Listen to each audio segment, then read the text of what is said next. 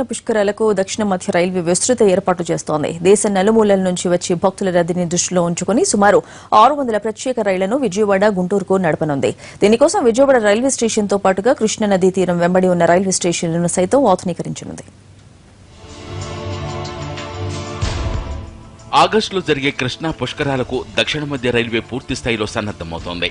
ప్రతిష్టాత్మకంగా జరిగే వేడుక కావడంతో దానికి తగ్గట్టుగా ఎయిర్పోర్ట్లను, సదుపాయాలను కల్పించేందుకు రంగం సిద్ధం చేస్తోంది. దేశం నలుమూలల నుంచి దాదాపు 2 కోట్లకు పైగా భక్తులు వస్తారని ఇప్పటికే అంచనా వేసిన రైల్వే అధికారులు అంత రద్దీని తట్టుకునేందుకు ఏర్పాట్లు చేస్తున్నారు. రైళ్లల్లో, రైల్వే స్టేషన్లలో సైతం ప్రయాణికులకు మెరుగైన సదుపాయాలు కల్పించేందుకు ప్రణాళికలు సిద్ధం చేసుకుని ఆ దిశగా పనులు ప్రారంభించారు. 2000 స్టేషన్ల పరిధిలో దాదాపు 600 ప్రత్యేక రైళ్లను ఈ పుష్కరాల కోసం రైల్వే శాఖ నడపనుంది. Krishna Pushkaram mein we have already planned around 600 special trains. 600. And in addition to that, we would be attaching around 2000 coaches, extra coaches to existing trains. We would be having some special rakes. Apart from that, we have planned to give stoppage of almost all the trains at satellite stations.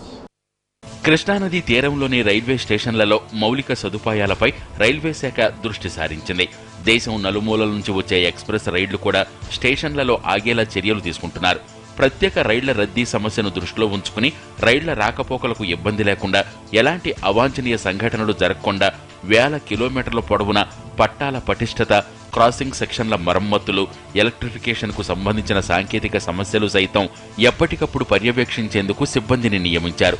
రైళ్లల్లో టాయిలెట్లను చక్కదిద్దటంతో పాటు ప్రత్యేక బోగీలను వికలాంగులు, మహిళలు, వృద్ధుల కోసం ఏర్పాటు చేయనున్నారు.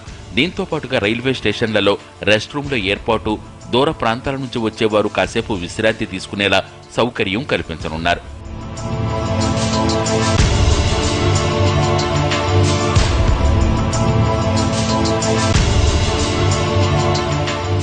ప్రయాణికుల భద్రతకు కూడా రైల్వే శాఖ పెద్దపీట వేస్తోంది.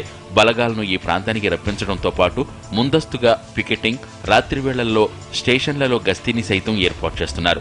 రైళ్లల్లో సైతం మహిళలకు, యువతులకు భద్రత కోసం మహిళా పోలీసులను సైతం నియమిస్తున్నారు.